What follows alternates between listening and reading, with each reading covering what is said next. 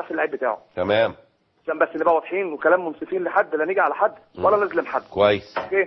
الراجل النهارده راح النهارده بناء ان احنا ما اتفقناش امبارح او ما تنفذش الشيء اللي كان متفق مع يوم الاربعاء فيه يخلصوه مع بعض، فاهم ازاي؟ راح النهارده اتحاد الكوره قعد مع وليد العطار واتكلم معاه، لو سمحت انا عاوز ادرس الجواب. المفروض كان الموضوع من 4/12 ل 4/1، النهارده الاربع اخر يوم، واللعيب النادي ما حلش الموضوع مع اللعيب. فاهم؟ لا حله بالود ولا خد فلوسه ولا اللعيب جه نازل. لو سمحت العقد اللعيب النهارده يكون ايه يا عمرو؟ يكون ايه؟ العقد يكون ايه؟ عقد يكون مفسوخ. مفسوخ يعني. يعني نادي راح بيطالب بفسخ عقدك النهارده وفقا للاتفاق. مش بيطالب خلاص بقى يا كابتن، ما هو النهارده انت اتحاد الكوره، انا بعت والنادي الزمالك بعت واتحاد الكوره بعت. بعد كده النادي راح بعت له قال له سدد انت، قال له لا ما انا مش عارف ايه، ما انا فلوسك انا سددتها باللعبه اللي كان لها فلوس ثانيه ومش عارف الكلام ده. فالمهم اتحاد الكوره بعت لنادي الزمالك قال له انت ملزم النهارده تحل مشكلتك مع اللعيب بتاعك وتساوي كل الامور بتاعته، سواء المشاكل خاصه بيكوا او سواء الامور الماديه. لازم اللعيب يجي يتنازل عن شكواه، لو اللعيب ما جاش يتنازل عن الشكوى بتاعته وحليت الموضوع بتاعه وحلته بالتراضي، حل طبقا للوائح بتاعت الدولي ولوائح الاتحاد المصري هنفذ القانون. الكلام ده لغايه 4/1. لغايه 4/1 اللي هو امبارح. ما حصلش حاجه لغايه امبارح. ما انا بقول لحضرتك سيبنا امبارح كنا نحل. فاهم ازاي؟ ما اتفقناش، الكلام بصراحه ما عجبنيش، لان ما ينفعش انا قلتها لك كابتن مدحت هناخد كلمه واحده احسن من 100 كلمه. ما عنديش مشكله. طيب ونتيجه بقى لقاء نادر شوقي في اتحاد الكوره النهارده؟ راح هو، انت ممكن تكلم نادر شوقي ممكن تكلمه، بس اللي اعرفه النهارده اتكلمنا مع بعض ان هو خلاص الموضوع بالنسبه لي انتهى. يعني انت تفسخ عقدك؟ نزلت، لكن قانونا انا مش ملك نادي الزمالك، قانونا ان انا النهارده نادي خارجي اقدر اروح. يعني هل هناك قرار صدر؟ الدوليه بص مش هاخدها من الاتحاد الدولي، هاخدها من الاتحاد المصري. لان معايا صوره من الجواب بالانذار اللي بعته الاتحاد المصري للنادي الزمالك ان يحل. انا لا رحت اتنازلت ولا نادي الزمالك حل معايا، يبقى اذا ايه عقدك مفسوخ. يعني انت دلوقتي من وجهه نظرك ان عقدك اصبح مفسوخ وبالتالي تستطيع ان تتعاقد مع اي نادي من وجهه نظرك يا عم؟ نعم. انا مش من وجهه نظري، انا عقدي مفسوخ وفقا للورق. اوكي وفقا للورق. نعم. ومع ذلك انت حتى هذه اللحظه مستعد تحل يا عمرو لو جالك الحل؟ كابتن يتحقق، يعني هم عايزين يحلوا ومش يحلوا. انا بصراحه جوايا حته مصداقيه مش لاقيها. انا يعني بصراحه والله العظيم يعني حته المصداقيه ان انا حد تقعد معاه يديك كلمه واحده تخلص الموضوع. طب بنفس المصداقيه يا عمرو، عشان انت قلت دلوقتي على الهوا في لاول مره كلام في منتهى الخطوره، فدلوقتي ما بغيرش في حد.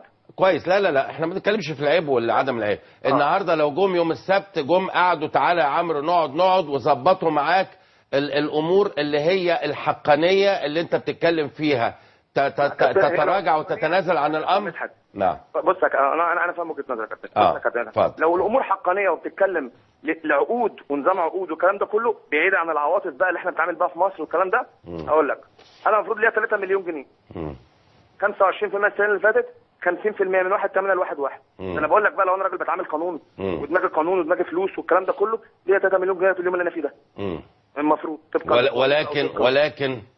ولكن انا مش عارف يعني انهي شيكات الصح وانهي ميعاد الصح، وان واحد بيكلمني والصحفي بيقول لي شيء وواحد في النادي بيقول لي شيء وباخد 50,000 ميعاد.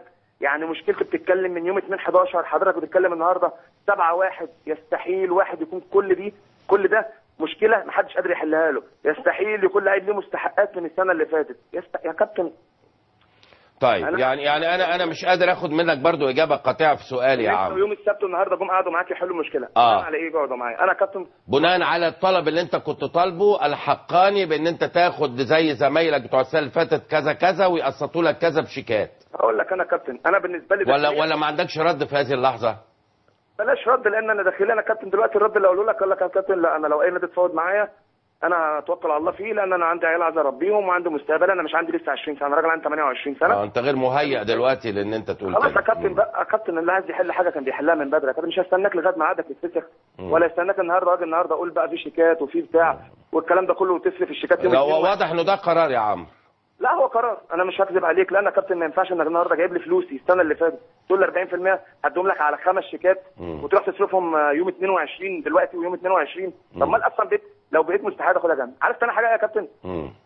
عارف انت المصداقيه؟ هقول لك انا مش عايز النهارده ان انا خدت فلوس، فاهم ازاي بقى، بشيكات او غير شيكات او برصيد او بدون رصيد، او الكلام ده كله او جاب، اجي بعد كده اتعب تاني او اعمل نفس القصه او يحصل مشاكل اكبر من كده. فسيدي خلاص انا دلوقتي راجل فري وانا راجل كذا، وزي ما قال الكابتن محمود بيعوه ان شاء الله ب 100,000 جنيه. فاهم ازاي؟ يقلبوه كده يعني في اي حته وخلاص نخلص منه. لا هو بيقول يعني بيحمس الامر يعني. لا انا بقول لك ايه، بصرف النظر بتاعك حتى لو حد اتكلم عليا كلمه ده وجهه نظره بحترمها، ما عنديش مشكله. وانا ما عنديش رد لان الراجل ده انا بحترمه في نفس الوقت يعني. كلامه واضح والناس. هل ناوي تتحرك من القاهره قريبا يا عمرو؟ باسبوري في نادي الزمالك. طلبت بيه من اتحاد الكوره.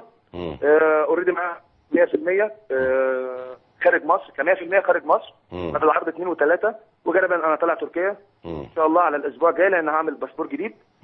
وهمشي الا لو اتحاد الكوره يوم الاثنين مع الجواب يديني الباسبور اللي انا طلبته منهم. اوكي يا عمرو، اشكرك يا عمرو.